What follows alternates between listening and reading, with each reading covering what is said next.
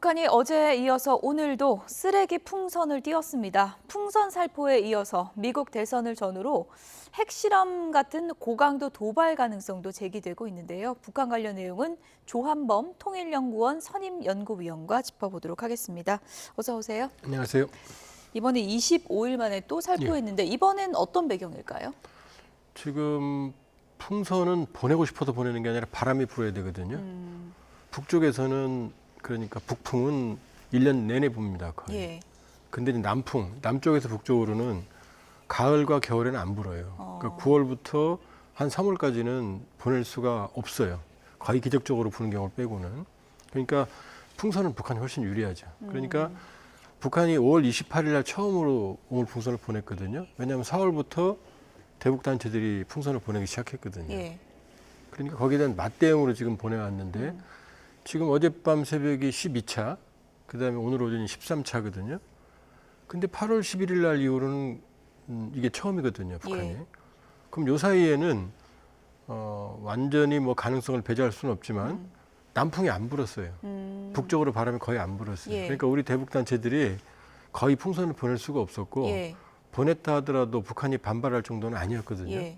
그러면 이제 이 시점에서 보낸 이유는 크게 보면 우리가 북한의 도발에 대해서 시민전 방송을 지금 계속 하고 있거든요. 대북 방송이요? 그렇죠. 예. 대북 시민전 확성기 방송을. 그러니까 여기에 대한 반발 가능성이 있고 또 하나는 북한은 감추고 싶어 하는데 이게 우리 언론에 지금 계속 매일 대대적으로 보도되고 있거든요. 여기에 대한 불만. 또 하나는 이제 리일교 참사, 쿠바 주재 참사가 여기 와서 북한이 아파하는 내용들을 그런 폭로들을 계속 이어가고 있거든요. 그러니까 이런 세 가지가 복합적으로 작용을 해서 예. 여기에 대한 반발로 보냈을 가능성이 있다. 왜냐하면 최근에 눈에 띄는 대북 단체들의 그런 대규모의 비공개든 공개든 전단 살포는 제가 알기로는 없었거든요. 예. 뭐 이유야 들려면 여러 가지 뭐 분석해 볼 수 있을 텐데 일단 이 쓰레기 풍선 보내는 방식을 왜 계속 반복하고 있느냐 이것도 좀 궁금하거든요. 대량으로 지금 열 몇 번째 보내고 있잖아요. 이 방식이 좀 뭔가 먹혀든다 이렇게 보는 건가요? 일단은 우리가 보내는 대북 단체들의 예. 풍선을 오물이라고 규정을 했어요. 그러니까 우리는 뭐 사실 인도적 지원 물품이나 아니면 실상을 알리는 것들인데 본인들은 그걸 오물이라고 규정을 했거든요. 예.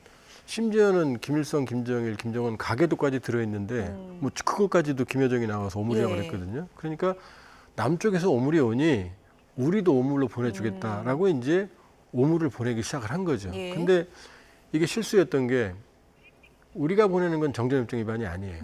민간이 보내고 인간에게 해를 끼치는 게 아니거든요. 예. 근데 북한 당국이 김여정 국방성이 직접 나와서 예. 해를 끼치겠다는 의도를 내보였고 그다음에 인민군이 직접 보내거든요. 그리고 심지어 인체에 해로운 1차, 2차는 거의 분뇨 같은 걸 보냈거든요. 예. 그러니까 유엔군 사령부에서 군사정전을 위해서 즉각 정전협정 위반이라고 규정을 내렸거든요. 그러니까 저쪽도 오물이 오니 자기들도 오물을 보낸다고 오물을 보냈는데 받는 대로 갚겠다. 그렇죠. 이런 근데 이제 그 거군요. 문제가 되니까 예. 그들이 내용을 바꿨어요. 그러니까 오물이 아니고 쓰레기. 쓰레기. 그러니까 종이나 아니면 뭐 옷가지나 예. 페트병이나 이제 이런 걸 지금 보내고 있는 거죠.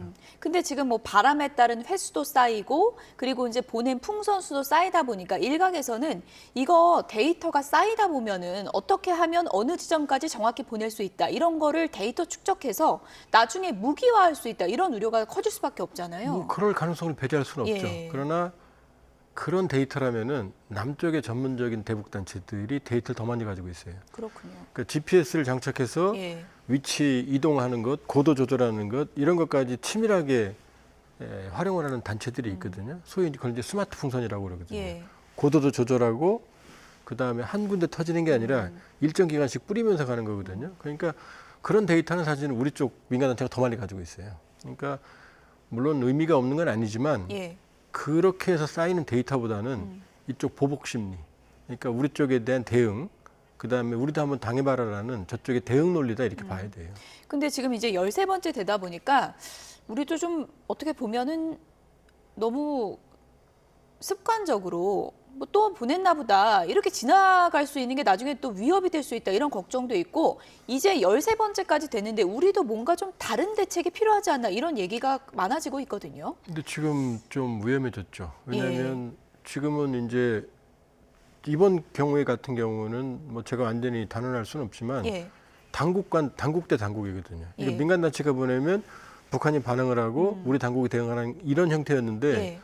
이번에는 북한이 우리 민간 단체가 움직이지 않았거든요. 제가 예. 보기에는. 그러면 이제 북한이 우리 측에 대한 직접적인 대응이고, 그럼 우리도 여기도 대응을 하게 돼 있거든요. 그러니까 일종의 냉전기에 이 심리전 양측의 이 어떤 회색지대 도발 내지는 이 심리전 방송, 이게 이제 방송 내지는 오물풍선으로 이게 이제 튀포태 주고받기식으로 좀 가고 있거든요. 네. 그러니까 어느 정도 지금 상황에서는 원칙적인 대응이 불가피하죠. 그러나 이제 우려가 되는 건 이렇게 주고받기를 하다 보면 예. 이게 무력 충돌에 우발적 충돌 가능성이 커지거든요. 예. 실제로 북한이 도발을 한 적도 있고요. 예. 그렇기 때문에 상황에 원칙적인 대응을 하되 긴장 관리에도 좀 신경을 쓸 필요가 예. 있어요. 사실 뭐 그 풍선 안에 뭘 실어 보낼지 모른다 이런 공포감이 있는 게 사실이기 때문에 그 안에 좀 뭔가 대책이 필요한 것 같고, 조금 전에 쓰레기 풍선 계속 날리는 이유 중에 하나가 북한 수해 피해 보도에 대한 불만도 있을 것이다라고 얘기하셨잖아요. 지금 보도 나오는 거 보니까 수해 피해 관련해서 간부들 수십 명이 처형됐다 이런 정황이 있다는 보도가 나오더라고요. 일단 이제 가능성을 완전히 배제할 수는 없는 게 김정은 체제의 특징을 보면 예. 김정일 시기에는 예. 이 채찍과 당근을 골고루 사용했어요. 예. 소위 이제 선물 정치, 그 다음에 이제 처벌, 이걸 번갈아 사용을 했는데 김정은 정권기에는 오직 채찍에만 의존을 합니다. 그러니까 간부들, 그러니까 북한 인민군 장성들 중에 계급이 강등되지 않은 사람을 찾아보기 어려울 정도로 강등과 복권을 반복하거든요. 그러니까 정치국 상무위원까지 올라갔던 리병철, 지금 현직 박정천도 다 처벌을 받은 적이 있거든요. 예. 그러니까 김정은 정권의 특징은 성과가 나는 국방력 부분은 자기가 했다라고 예. 모든 데 현재 나가고, 경제는 힘도 없는 내각, 김덕헌 총리에게 내각의 사령탑을 힘을 실어준 다음에 사고가 터지면 모두 뒤집어 쓰이거든요. 네. 지난해는 안석관석지 침수 사건 때는 김덕헌 총리도 거의 유혈 숙청에 가까운 언급을 한 적이 있거든요. 예. 그러니까 사고가 발생을 하면 이번에도 신의주 우주 가서 바로 직접 처벌 대상까지 직접 지시를 했거든요. 근데 자강도 지역은 지금 신의주 우주에 비해서 피해 규모가 천문학적으로 큰 것 같아요. 이번에 자강도가 제일 큰 피해를 그렇죠. 입었다 이렇게 왜냐하면 알려지더라고요. 그쪽은 산악 지역이기 예. 때문에 산사태나 메모리 가능성이 높고 실제로 그런 게 이제 확인이 됐고, 예. 그쪽에 자강도가 북한의 군수공장 기지거든요. 그렇군요. 거의 군수공장에 한 30~40%가 몰려있거든요. 예, 예. 그것도 핵심만이요. 핵심 지역. 예. 근데 그게 지하 갱도화돼 있거나 지하화돼 있거나 갱도화돼 있거든요. 이게 소몰이 된 상태가, 그러니까 감당하기 어려운 피해가, 왜냐하면 김정은 위원장이 예. 자강도 양도는 안 가잖아요. 그리고 자강도 양도 피해는 보여주지도 않아요. 그렇기 때문에 예. 상당한 수의 어떤 책임자들이 처벌을 받을 가능성이 있죠. 네. 근데 자강도의 노동당 책임 비서였던 강봉훈이요. 이 강봉훈이란 인물도 지금 처형된 것으로 알려지고 있는데, 뭐 우리나라로 치면은 도지사급이라 그러던데요. 도지사 중에서도 그러니까 높은 도지사. 주요 지역의 지역 도지사라고. 도지사. 왜냐하면 예. 자강도는 변방이지만 말씀드렸다시피 군수공장이 있기 때문에 북한에서 지방 중에서 가장 중요시하는 지역 중에 하나거든요. 그러면 여기에는 보통 정치국 후보위원이거나 아니면 당 중앙위원회 위원 정도. 그러니까 지금 새로 임명된 리희용이 예. 정치국 후보위원 출신이거든요. 예. 그럼 30위예요. 30위권이에요. 그러니까 강봉원도 그 정도 급의 주요 인사인데 예. 여기에 대한 전반적인 피해를 책임을 지고 예. 뒤집었을 가능성이 있다. 예. 그러나 아직은 확인이 안 됐기 때문에 다시 등장할 가능성도 배제는 못해요. 예. 실무자들은 처벌을 예. 받을지 모르겠지만 예. 강봉원은 좀 두고 봐야 될 것 같습니다. 어쨌든 지금 수해 피해가 알려진 것보다 상당하고 지금 민심이 흉흉하다. 그래서 대대적인 처형이 이루어졌다. 20~30명 정도로 지금 보도가 되고 있는데, 만약에 이루어졌다면 상당히 이례적인 거잖아요. 끝으로 만약에 이 처형이 이루어졌다면 뭐 김정은 위원장이 지금 이 노리고 있는 효과라고 할까요? 아니면 어떤 부분을 위해서 이런 처형을 감행했다고 보십니까? 지금 역대급 수해이기 때문에 예. 모든 비난이 지금 당 중앙과 김정은으로 가요.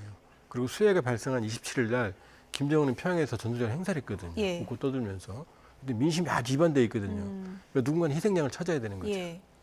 일단 뭐 공포 정치로 민심을 좀 다잡아 보겠다 이런 의도로 좀 분석이 되는데, 어쨌든 뭐 처형 여부를 추후에 좀 사실 확인은 좀 해봐야 될 것 같습니다. 지금까지 조한범 통일연구원 선임 연구위원이었습니다. 고맙습니다.